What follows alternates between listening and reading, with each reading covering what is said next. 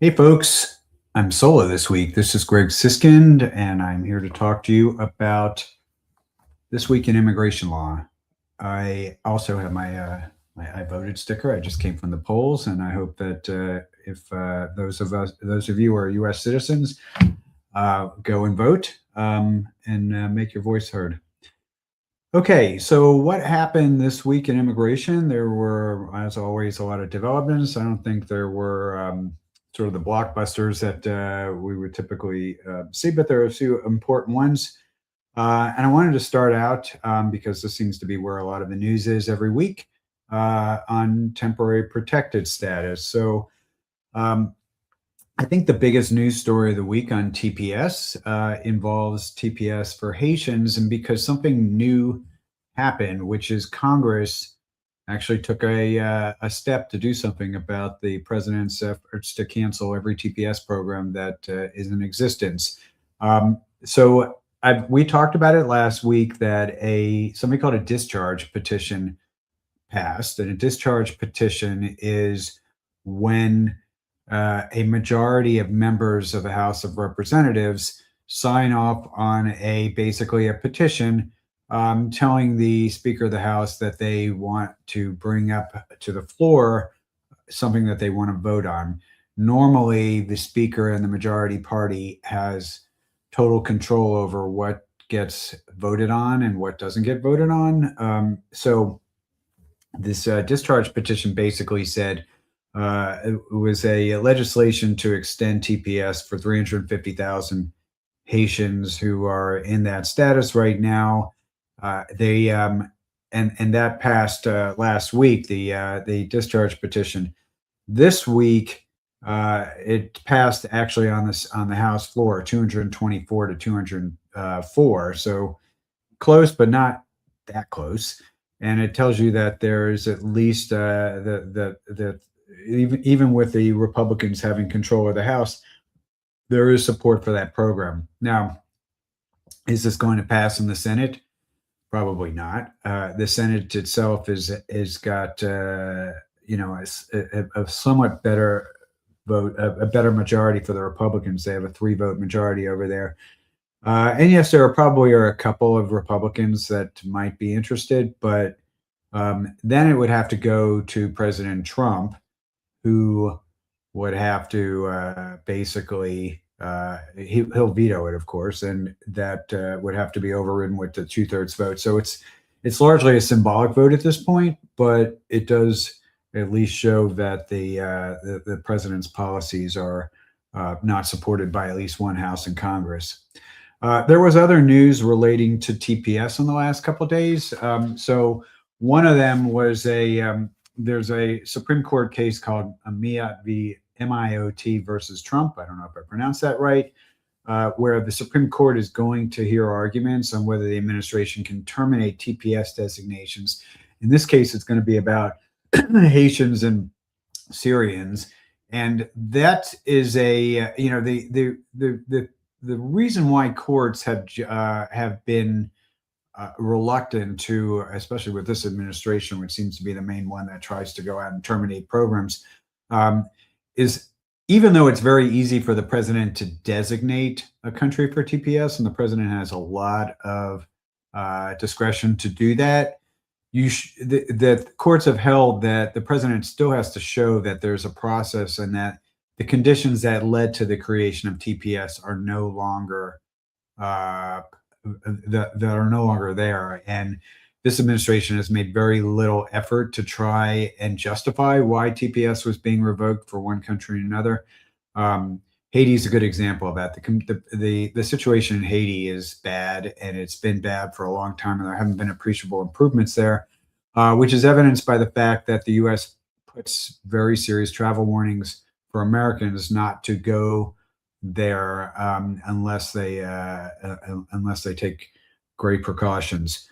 So that's what the Supreme Court is going to decide: is how much executive authority the administration has, not just to designate TPS, but whether they can, whether they have unfettered discretion, essentially, to remove that designation. How do I think it'll go?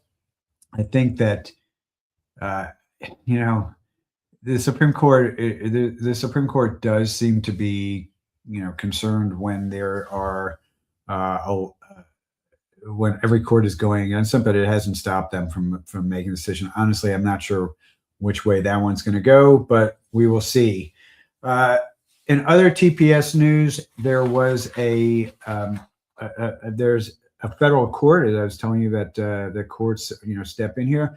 A federal judge blocked TPS termination for Ethiopia, and they said that the administration failed to follow that statutory process we were talking about, which is demonstrating that they have that the situation that led to the conditions that led to TPS being designated have actually gone away, and has the administration provided the evidence of that and gone through any kind of process for that?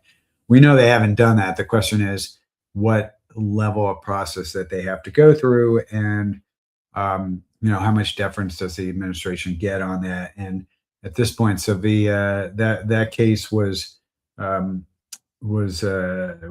just decided in the last week. And then the last thing that was in the TPS news, I think this is the last thing I had on my list to mention, was that there was a report that just came out that was published in the Guardian that said TPS holders contribute $29 billion to the US economy every year. So those who think that the TPS program is, just a charity program, there's some data that suggests otherwise. So they contribute that much in terms of their output. They also pay about $8 billion in taxes every year to the U.S. So that's news on TPS for the week. As far as other news that's happening, there is another Supreme Court case that was argued this week on a subject that honestly I think a lot of people probably weren't following this case and didn't hear that much about it. And I don't think it got that much chatter amongst immigration lawyers either. But this is a case where the Supreme Court heard oral arguments about stripping green cards from people that show up at a port of entry. And basically, the question is whether the president has the authority to take away a returning resident's green card and admit them instead on parole. With the government was arguing that it doesn't have to meet a clear and convincing evidence standard.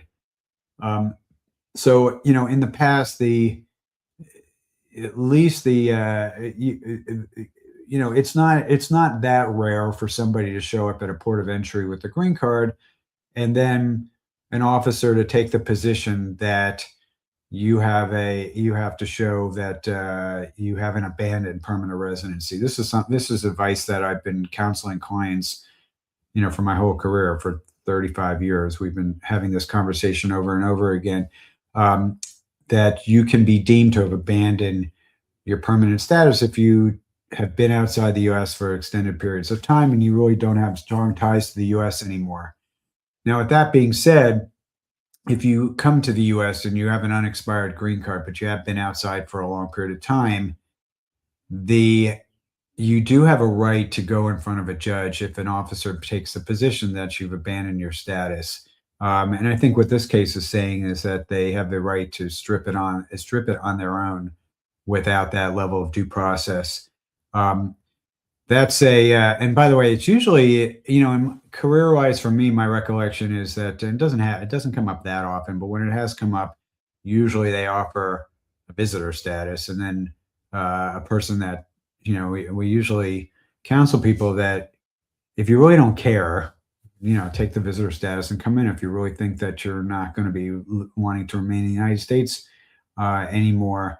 And there are reasons why people don't want to stay in the United States aside from the political stuff. I mean, sometimes there are tax reasons. Sometimes people have family in other places. Sometimes careers have moved on in other ways. But the CBP has to go through a process in order to strip a person of that status. And you would normally have the right to go in front of a judge. Now, that might mean that you are spending a weekend in airport jail, essentially waiting to get that emergency hearing with the judge.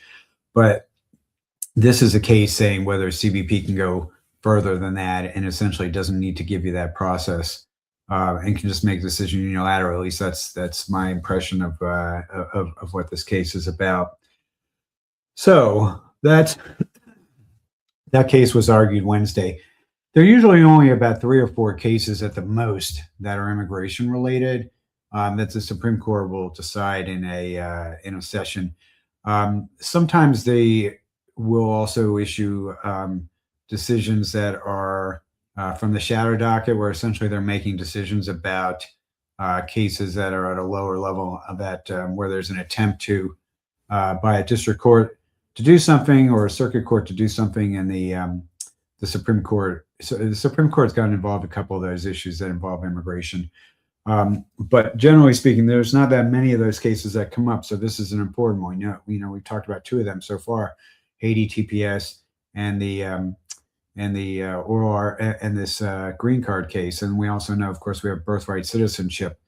My prediction on the birthright citizenship case is it will be one of the last cases that is decided by the court, which usually wraps everything up in June. Sometimes it'll stretch into early July, like I think it did last year. And that we'll get a decision on birthright citizenship. So far, all indications are that it's going to be a loss for the administration, but who knows? Okay, third story. There was an interesting development, a legal development in Minnesota. I don't think that I think we all remember vividly what happened in Minnesota a couple months ago. But this is a development involving the state courts, where there is a state court and local prosecutors have charged an ICE officer with 2 counts of second degree assault with a dangerous weapon. So I don't know if there have been other cases since Trump came in where a state court and a local prosecutor have tried to prosecute ICE agents that claim that they were acting doing their jobs. And the question is, does your job allow you to essentially, does it give you immunity from committing crimes under state laws? And I think we're going to find out in Minnesota whether that's the case. But that is that's a case that we'll certainly want to watch. Next, I had on my list, ICE has announced that for fiscal year 2026 and 2027, that they have a target of 1 million deportations. I believe that's over the course of 2 years, not 1 year. And that would be a substantial increase in deportations over what we've seen in recent years. I don't think that's actually more than President Obama did, but I think the big issue is not so much deportations as the number of detentions. I think is certainly higher than it's been. But that's that was another stories I wanted to call attention to. And speaking of ICE detentions, something I have been posting about on my social media feeds is that ICE detention, for all of the PR that we hear from ICE about how wonderful detention is, they have had report after report about abuses that have happened there. But this week there was, just since the beginning of this year, and we're only in the 4th month of the year, that they just reported their 16th detainee death. And that is it's basically been averaging more than one a week. It's about one every week, which is crazy compared to what numbers we've seen in years past. So I think that's a factor of how many people are in detention, but it's also a factor. It's also reflects what we know to be happening, which is that the standards in these facilities are not good. And there's a lot of violence in these facilities, and we're not getting. And there's, I think that one of the reasons why they're not allowing members of Congress to basically go in and inspect it without a lot of notice is because they know the conditions are bad, and they're basically trying to keep this information from the public. Um, Finally, well, I think this was the last one I had on the list that I wanted to report on was there's a notice of proposed rulemaking um, that was issued a couple weeks ago, and I don't know if we had a chance to talk about it, but the comment period is we're in the middle of it right now, and this is a proposed rulemaking on DOL prevailing wages for perm applications, as well as, sorry, I have to read this, H-1Bs, H-1B1s, E3s as well. Um, it's a way that the Department of Labor wants to recalculate what a prevailing wage should be, and on average, it would raise the prevailing wage by $14,000 a year, with the steepest increases for entry level workers. Um, I think if you are in a if you're you know you're in if you're working with an employer or an immigration lawyer that works with particular industries, it would pay for you to do some research about how much of an impact it would have on your clients. But the comments are due by May 26th. And if you're an ALA member, they, I believe, have information about making comments, but anybody can make a comment from the public, and you do not have to be a U.S. citizen or permanent resident.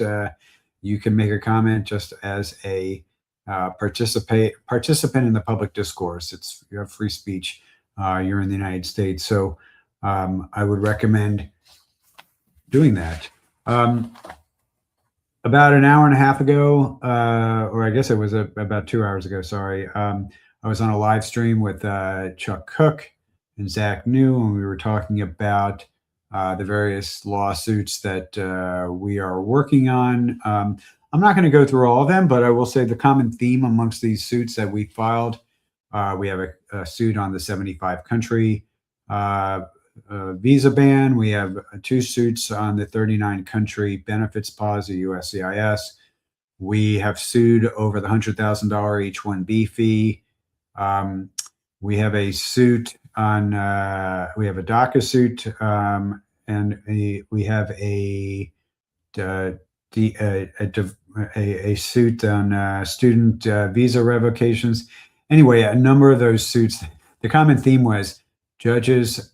In many of those cases, the judges are the last thing we had on that case is done, and we've already made our arguments to the judge, and they're in a position to make a decision. We're just waiting. So my prediction, it would probably be we'll hear on the Georgia 39 country benefits pause case and the H-1B case within the next couple days. But I have been saying that for weeks that those cases are going to be decided soon. So that's about all I can tell you on that. But I would tell you to keep an eye out. I do think one of those cases is probably going to be decided any minute now. And I'm kind of like every time I'm looking at my email, I'm looking to see if something came from the court on those particular cases. Just have one question, and it involves a bill that got introduced to exempt physicians from the $100,000 fee. Do I think it has any mileage? Actually, I don't. I'm hoping that it won't matter because this H-1B fee will be gone soon. But I always think doctors are good politics, and every time I've lobbied them for physician immigration issues over the last many decades, I always get a relatively positive reception from congressional offices, and then I get let down as far as those offices actually willing to do anything about it. And it seems like there are um, there were forces in the Democratic Party that were blocking a lot of immigration bills when they were trying to get a big immigration reform bill passed. That's ended several years ago, and now with the Republicans, it seems like if it's not enforcement, they're not interested, even if there seems to be broad support for a particular bill, even amongst Republicans. We've seen with physician immigration bills in the past that, and I've been involved with it, where they will release and they will have, they'll announce new sponsors of a bill every week, and they will announce one Republican sponsor, one Democratic sponsor, just to make the point that it's a bipartisan bill. They're not controversial, and they're widely supported. So the issue usually comes down to, at least for that, whether the administration is going, it has a problem with it or not. And I think the administration has a problem with just about every immigration bill that's considered pro-immigration. So I'm not super optimistic. I wish there was better news on that. I am happy that in our H-1B case, we have at least one of the class representatives is a physician employer, and we had a number of physician plaintiffs in our case, just to emphasize the point that the $100,000 fee really hurts.